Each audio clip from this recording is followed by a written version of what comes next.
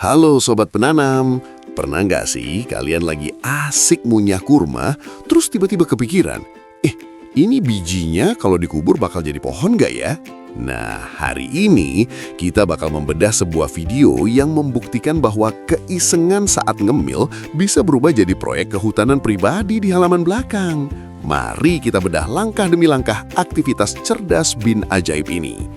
Semuanya ini dimulai dari rasa manis yang bikin mermelek saat makan kurma. Hihi. Si subjek dalam video ini nggak langsung buang bijinya. Dia melakukan ritual pertama, direndam. Biji kurma ini disuruh minum dari pagi sampai malam biar kenyang air. Terus dia bikin kasur darurat pakai wadah makanan bekas yang diisi tisu basah. Istilah kerennya proses perkecambahan. Lucunya, saking santainya dia sampai lupa kalau punya proyek ini. Tapi 10 hari kemudian saat wadahnya dibuka, muncul si putih kecil alias tunas yang mulai mengintip. Itulah momen eureka bahwa biji camilan ini benar-benar hidup. Setelah muncul tunas, biji dipindah ke pot dengan tanah halus. Di sini kita belajar sabar. Awalnya yang muncul cuma satu pucuk hijau kecil, mirip sekop mini. Lama-lama daunnya tumbuh lurus-lurus kayak jarum dengan tekstur garis-garis yang rapi banget. Tapi tunggu sampai daunnya berjumlah 7 atau 8 lembar dan tingginya lewat setengah meter. Disinilah keajaiban terjadi. Daun yang tadinya cuma selembar jarum mulai membelah diri jadi bentuk sirip yang rapi bin estetik. Kalau kena angin, gerakannya sudah mirip pohon-pohon di gurun pasir sungguhan loh. Nah, ini bagian edukasi yang penting. Kurma itu tanaman dioecious alias punya rumah tangga yang terpisah.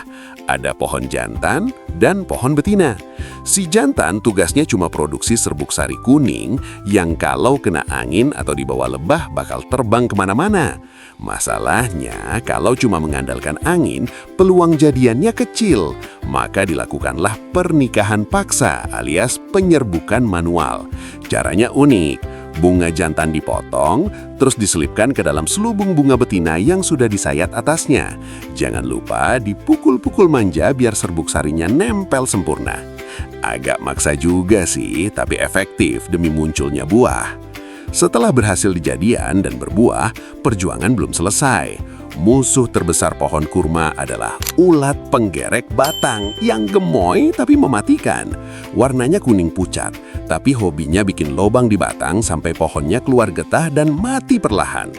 Tips cerdasnya, kita harus jadi detektif. Cek pangkal daun dan batang. Kalau ada bekas serbuk kayu, segera suntikan obat biar si ulat nggak sempat bikin pesta pora di dalam sana. Jangan lupa, buahnya dipakaikan kelambu atau jaring biar nggak dicuri sama geng burung. Sabar adalah kunci, karena butuh waktu sekitar 3 tahun sampai pohon ini mulai berbunga. Dari buah hijau kecil, pelan-pelan berubah jadi kuning oranye, sampai akhirnya merah oranye gelap yang tandanya sudah matang pohon dan siap santap. Rasanya jelas lebih manis, karena ada bumbu hasil keringat sendiri di dalamnya. Manfaat dari aktivitas ini apa sih? Pertama, melatih kesabaran. Menanam kurma itu bukan buat yang pengen hasil instan. Ini soal investasi waktu. Kedua, ketahanan pangan skala kecil atau besar. Siapa tahu nanti gak perlu beli kurma lagi buat buka puasa. Dan terakhir, terapi mata. Melihat daun kurma yang melambai-lambai itu jauh lebih sehat daripada melototin layar HP terus-menerus kan? Jadi kesimpulannya, jangan remehkan biji kecil yang kamu pegang. Dengan sedikit perhatian, kasih sayang, dan sedikit paksaan saat penyerbukan, kamu bisa punya kebun kurma sendiri. Tulis tanggapanmu di kolom komentar, dan sampai jumpa di bedah aktivitas seru menarik lainnya. Selamat mempraktekkan ilmu persisuan dan perjodohan pohon ini di rumah.